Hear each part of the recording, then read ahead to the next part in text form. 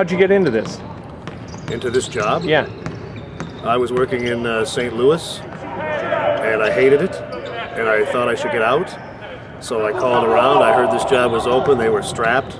They had a guy hired, and he decided it wasn't for him. It was about a week before training camp started, and long story short, I was available, and they were desperate. And that's how we got together. And you've been here how long? This is my 23rd season. Good grief. How do you wind up being at a place for 23 years?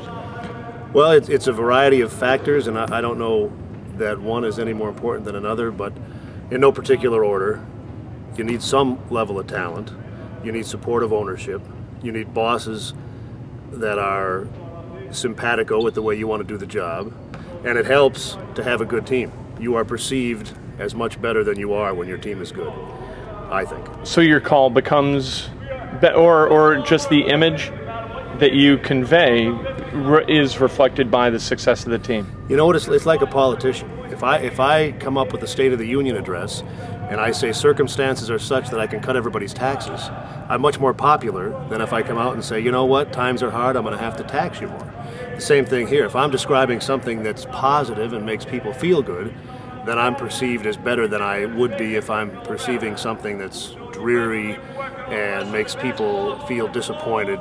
The skill level may not be any different, but the message that you're delivering, I think, is better received when your team is good. When did you know you wanted to do this for a living?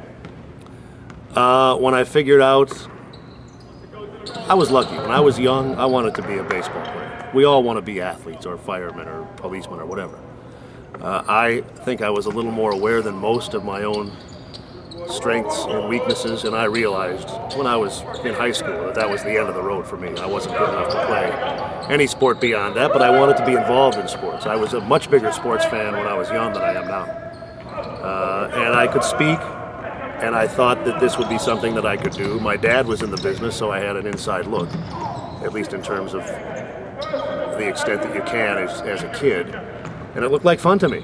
The one thing I wanted to do, before I even zeroed in on this, I wanted to have a job that I looked forward to going to, and I never cared how much money I made. That was never an issue for me.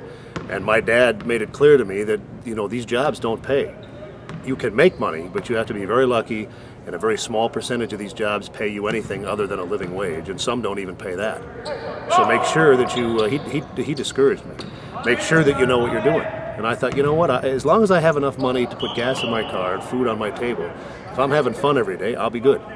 And I thought my skills would be best suited, if I wanted to stay in sports, to be a broadcaster. I knew I couldn't be a coach. I didn't have the patience. I couldn't be a player. I didn't have the skills. And I didn't have any interest in, you didn't have sports marketing in my day when I was coming up through the ranks. You didn't have all of the things we have now. And so the opportunities were limited. You could play, you could coach, you could broadcast, you could be a sports writer, you could be a trainer, I suppose. But the only thing of those that really interested me and that I also had, I thought, the skill to do was to be a play-by-play broadcaster. What got you to basketball? Chance. You know, coming up through the ranks, I did hockey, I did football, I did baseball, I did curling, I did rodeo. I mean, trust me on this, you can't make money at curling and rodeo. And so I did them all. I wanted to do baseball. That was my goal when I started. I wanted to make it to the big leagues as a baseball announcer, but when the NBA comes calling, you don't say, no, I don't think so, I'm going baseball. You take the opportunity that's presented to you, and I love the NBA, but it was not my first choice. And your goal, when you started in this business, was pretty aggressive. You told me when we were doing our camping excursion, you wanted to have a big league job by the time you turned 30. Well, and it turned out that was not realistic, and I was starting to panic. I had been very fortunate. I was a sports director at a major market radio station when I was 25. I was a backup guy in the NHL when I was 28. I'd done major college football and basketball well before I was 30, but I was closing in on 30.